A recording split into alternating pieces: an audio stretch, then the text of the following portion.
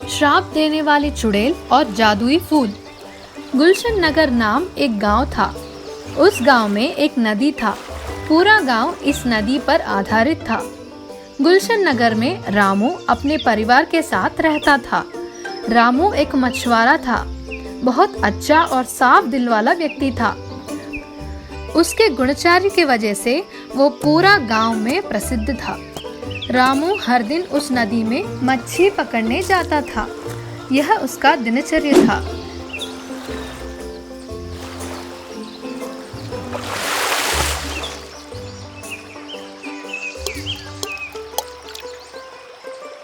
एक रात श्राप देने वाली चुड़ैल घूमते घूमते गुलशन नगर की ओर आ गई।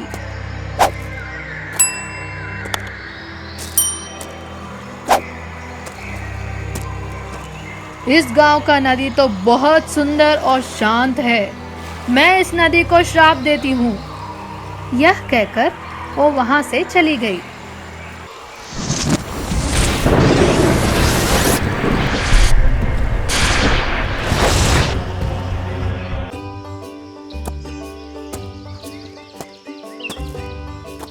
अगले सुबह हर रोज की तरह जब रामू नदी के पास मच्छी पकड़ने गया, रामू दंग रह गया।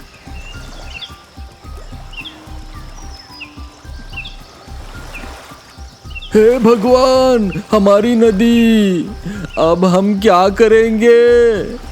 जल्दी ही गांव में यह बात फैल गई कि पूरी नदी बेजान और काला हो गया। पूरा गांव डरा हुआ था।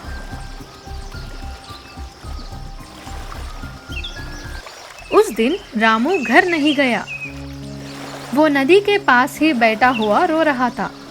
अचानक से एक सुनहरा मछली उस नदी से निकलकर रामू से बोली, रोना मत रामू, इस नदी पर एक चुड़ैल का शाप है। वो चुड़ैल शाप देने वाली चुड़ैल है। तुम इस नदी को उसके शाप से मुक्त कर सकते हो। कैसे? क्या आपके पास कोई उपाय है इसका? हाँ, तुम्हें उस दूर वाले पर्वत पर एक जादुई फूल मिलेगा।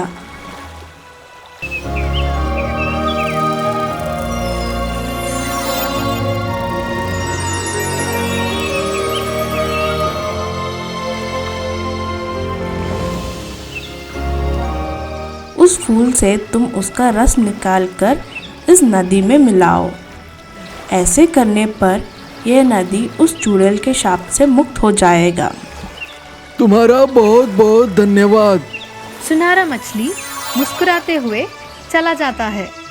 रामू अगले दिन उस सुनहरा मछली के दिए हुए निर्देशों के अनुसार पर्वत से जुड़े फूल ले आता है।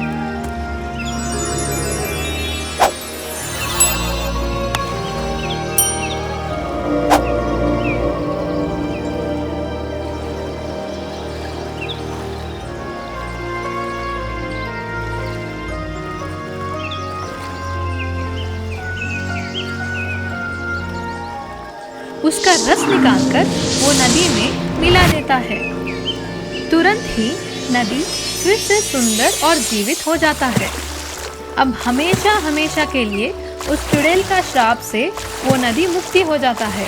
गांव का नदी फिर से जीवित, सुंदर और अधिक स्वच्छता से भरपूर हो जाता है। गांव के सभी लोग खुश हो जाते हैं।